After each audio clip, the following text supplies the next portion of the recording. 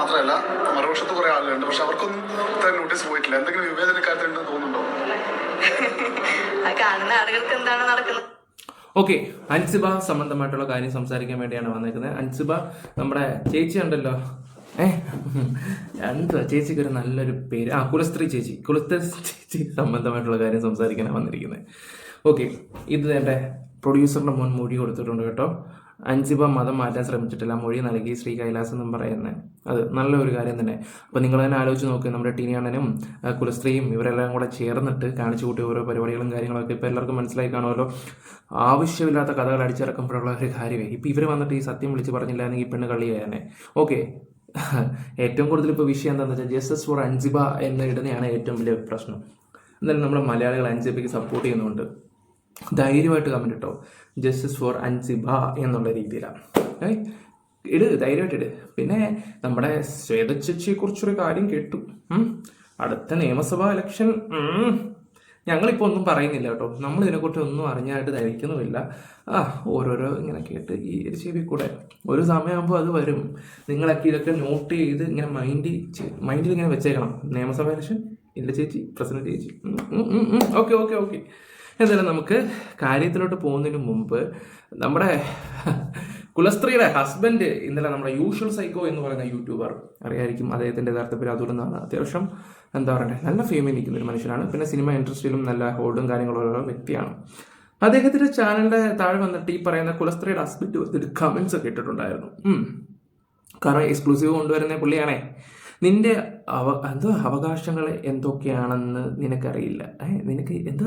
നിന്റെ അവകാശങ്ങൾ എന്തൊക്കെയാണ് എന്ന് നിനക്കറിയില്ലെങ്കിൽ അത് നിയമം പഠിച്ചിരിക്കണം. പഠിച്ചു തരും. ഒരാളെ അനുവാദമില്ലാതെ അയാളുടെ ഫോട്ടോ പോലും ഉപയോഗിക്കാൻ പാടില്ലെന്ന് പോലും നിനക്കറിയില്ലേ? എന്നിട്ടാണ് ഇത്രയും അധിക പ്രസംഗങ്ങൾ അടിച്ചുവിടുന്നത്. സിബിലാലിൻ്റെ കേസ് എന്താണെന്ന് നിനക്കറിയാമോ? ആലപ്പുഴ കോടതിയിൽ പോയി അന്വേഷിക്കുക. വാദിച്ച വക്കീലിനോട് ചോദിക്കൂ, എന്നിട്ട് വന്നിരുന്നു പ്രസംഗിക്കൂ. ഇല്ലെങ്കിൽ നിന്റെ ഇപ്പോഴത്തെ പേടി നിനക്ക് തന്നെ പണിയാവും. ഓക്കെ, നിന്നെ ഇങ്ങനെയുള്ളവരുടെ പ്രശ്നങ്ങൾ കൊണ്ട് നേടിയ വരുമാനം കൊണ്ട് നീയും നിന്റെ കുടുംബവും നന്നായി ജീവിക്കുകയും വേണം. എന്താണോ കവി ഉദ്ദേശിച്ചത്, എന്തെങ്കിലും വേട്ടെ. പുള്ളിയുടെ ഓരോ രീതി, പുള്ളിയുടെ ഓരോ ശൈലിയല്ലേ നമുക്ക് കണ്ടറിയാം. ഓക്കെ, എന്തായാലും നിങ്ങൾ മറക്കണ്ട, ജസ്റ്റിസ് ഫോർ അൻസിബ എന്നിടാൻ മറക്കണ്ട. എന്തായാലും ഇന്നത്തെ ന്യൂസിൽ അൻസിബ പറയുന്ന കുറച്ച് കാര്യങ്ങളൊക്കെ ഞാൻ വെച്ചുതരാം. നിങ്ങൾ കേട്ടിട്ട് നിങ്ങളുടെ അഭിപ്രായങ്ങൾ കറക്റ്റായിട്ട് കമന്റ് ബോക്സിൽ രേഖപ്പെടുത്തുക. ഇല്ല പൊട്ടം വന്നിട്ട് എന്തൊക്കെയോ വിളംബരം നടത്തിയേക്കുന്നു. ബന്ധപ്പെട്ടുള്ള വിഷയം സംഘടനാ ഭാരവാഹിത്വം ഏറ്റെടുക്കുന്നവർക്ക് അതിനുള്ള പാഠവും വേണമെന്നാണ് നടി അൻസിബ ഹസൻ പറഞ്ഞത്. ഭാരവാഹികൾക്ക് കരുണ വേണം, എല്ലാവരെയും കേൾക്കാനുള്ള മനസ്സുണ്ടാകണമെന്നും അൻസിബ മാതൃഭൂമി ന്യൂസിനോട് പറഞ്ഞു. അൻസിബ ഹസൻ മാതൃഭൂമി ന്യൂസിനൊപ്പം ചേരുകയാണ്. നമസ്കാരം. പരിപാടികളുടെ സജീവമാണ്. നോട്ടീസ് ലഭിച്ചിരുന്നല്ലോ, അതിന് ഒരു ക്ലാരിഫിക്കേഷൻ ചോദിച്ചു. അതിനുശേഷം നടപടി ഉണ്ടായോ? ഇല്ല, വേറെ ഒന്നും റിപ്ലൈ ഒന്നും വന്നിട്ടില്ല. പുള്ളിക്കാരി ഓണാണ്, ആക്റ്റീവാണ്, എല്ലാ കാര്യത്തിനും ഇപ്പോഴും നല്ല സ്ട്രോങ് ആയിട്ട് നിൽക്കുകയൊക്കെ ചെയ്യുന്നുണ്ട്. പുള്ളിയുടെ ക്യാരക്ടർ എന്താണെന്ന് ബി കണ്ടവർക്ക് നല്ല രീതിയിൽ മനസ്സിലാക്കാൻ പറ്റും. ആവശ്യമുള്ള കാര്യത്തിന് വേണ്ടി മാത്രം തുറക്കുന്നൊരു വ്യക്തി. പക്ഷെ കൊടുക്കുന്ന മറുപടികളും കാര്യങ്ങളൊക്കെ എതിരെ നിൽക്കുന്ന ആൾക്കാരുടെ എന്താ പറയണ്ടേ, അടിച്ച് വീഴ്ത്തുക എന്ന് പറയത്തില്ല, സൈലന്റ് കില്ലർ എന്ന് പറയത്തില്ലേ, അതുപോലൊരു സാധനമാണ് അൻസിബ. ഓക്കെ, മറക്കരുത്, ജസ്റ്റിസ് ഫോർ അൻസിബ എന്നിടാത്തവരൊന്ന് കമന്റ് ഇട്ടേ. ഓക്കെ, ഈ വിഷയത്തിൽ ഇപ്പം ഉണ്ടായ വിഷയത്തിൽ അൻസിബ മാത്രമല്ല മറുപക്ഷത്ത് കുറെ ആളുകളുണ്ട്, പക്ഷെ അവർക്കൊന്നും ഇത്ര നോട്ടീസ് പോയിട്ടില്ല. എന്തെങ്കിലും വിവേചന കാര്യത്തിലുണ്ടെന്ന് തോന്നുന്നുണ്ടോ? കാണുന്ന ആളുകൾക്ക് എന്താണ് നടക്കുന്നത് മനസ്സിലാവണുണ്ടല്ലോ, അത്രയുള്ളൂ. ആൾക്കാർക്കെല്ലാം മനസ്സിലാവുന്നുണ്ട് അൻസിബ. ഇത് ഏറ്റവും രസകരമായിട്ടുള്ള കാര്യം എന്ന് വെച്ചാൽ രണ്ടുപേര് പറഞ്ഞു തീർക്കേണ്ട ഒരു പ്രശ്നം കൊണ്ട് പോലീസ് സ്റ്റേഷനിൽ കൊണ്ട് കൊടുത്തതാണ് ഈ പറയുന്ന കുലസ്ത്രീ. അവർ തന്നെ പറയുന്നുണ്ട്, ഇത് ഞങ്ങളുടെ ഇടയിൽ തീർക്കേണ്ട ഒരു കാര്യം, അതുകൊണ്ട് പോലീസ് സ്റ്റേഷനിൽ കൊടുക്കുമ്പോൾ തന്നെ നിങ്ങൾക്ക് ആലോചിക്കാമല്ലോ അവരാരാ മോളെന്നുള്ള രീതിയിലാണ്. അത്രയ്ക്ക് മണ്ടത്തരം കാണിച്ചൊരു വ്യക്തി എൻ്റെ ജീവിതത്തിൽ കാണുകയാണ്. അൻസിബ ചില ചോദ്യങ്ങൾ ചോദിക്കുകയാണെങ്കിൽ ഓപ്പോസിറ്റ് നിൽക്കുന്ന ആൾക്കാർക്ക് നല്ല അടി കിട്ടുമെന്നറിയാം. അത് ഭയന്നിട്ട് തന്നെ കാട്ടിക്കൂട്ടിയത്, അന്ന് വരട്ടാന്ന് കരുതിയതാണ്. അവിടെ ആ സ്റ്റേഷനിൽ 3 മണിക്കൂറോളം അതിനെ പിടിച്ചിരുത്താന്ന് പറയുമ്പോൾ നിങ്ങളൊന്ന് ആലോചിച്ച് നോക്കി അതിനെ എത്രമാത്രം ബുദ്ധിമുട്ടുണ്ടായിരുന്നു. അൻസിബയുടെ മുന്നോട്ട് വെച്ച വിഷയത്തിൽ പോലീസ് നടപടികൾ സ്വീകരിക്കുന്നുണ്ട്. ഏറ്റവും ഒടുവിൽ ടെനി ടോമിനെ വിളിച്ച് മൊഴിയെടുക്കാനുള്ള തീരുമാനത്തിലേക്ക് പോയിട്ടുണ്ട്. ഇത്തരം നടപടികളിൽ തൃപ്തി ഉണ്ടോ? മൊഴിയെടുക്കണം നല്ലതല്ലേ, മൊഴിയെടുത്ത് മുന്നോട്ട് അത് കൃത്യമായിട്ട് നടക്കുമ്പോഴാണല്ലോ നമുക്കൊരു സമാധാനം ഉണ്ടാവുക. ഇതിൻ്റെ ഒരു സത്യം തെളിയണം, അത്രയേ ഉള്ളൂ എനിക്ക്. അത് എൻ്റെ മാത്രം ഒരു ഇതായിട്ടല്ല ഞാൻ കാണുന്നത്. ഇതൊരു നമ്മൾ ജീവിക്കുന്നത് ഒരു വലിയ സമൂഹത്തിലാണ്. ആ സമൂഹത്തിൽ നന്മയുള്ള ഒരു സ്ഥലത്താണ് നമ്മൾ ജീവിക്കുന്നത്. പ്രത്യേകിച്ച് കേരളം എന്ന് പറഞ്ഞു കഴിഞ്ഞാൽ വളരെ സന്തോഷത്തോടെ ജീവിക്കാൻ പറ്റിയ ഒരു സ്ഥലമാണ്. ആ സന്തോഷത്തോടെ എല്ലാവർക്കും ജീവിക്കാൻ പറ്റും. അത്രേ ഞാൻ ആഗ്രഹിക്കുന്നുള്ളൂ. ഇപ്പം അൻസിബ മുന്നോട്ട് വെച്ച വിഷയത്തിൽ പൊതുസമൂഹവും സംഘടനയൊക്കെ ശരിയായ രീതിയിലാണ് ഇടപെടുന്നത് എന്നുള്ളൊരു ഫീൽ ഇപ്പോഴുണ്ടോ? സംഘടനയിലുള്ള ചില വ്യക്തികൾ ശരിയായിട്ട് അല്ല മുന്നോട്ട് പോണതെന്ന് ഞാൻ പറയും.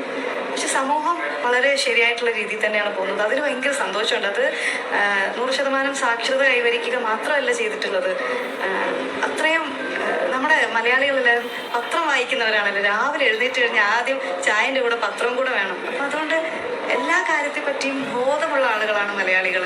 അപ്പോൾ ആ മലയാളികൾക്ക് കാര്യങ്ങൾ മനസ്സിലാവുകയും അവർ ന്യായത്തിൻ്റെ കൂടെ നിൽക്കുന്നതും കാണുമ്പോൾ ഒരുപാട് സന്തോഷമുണ്ട്.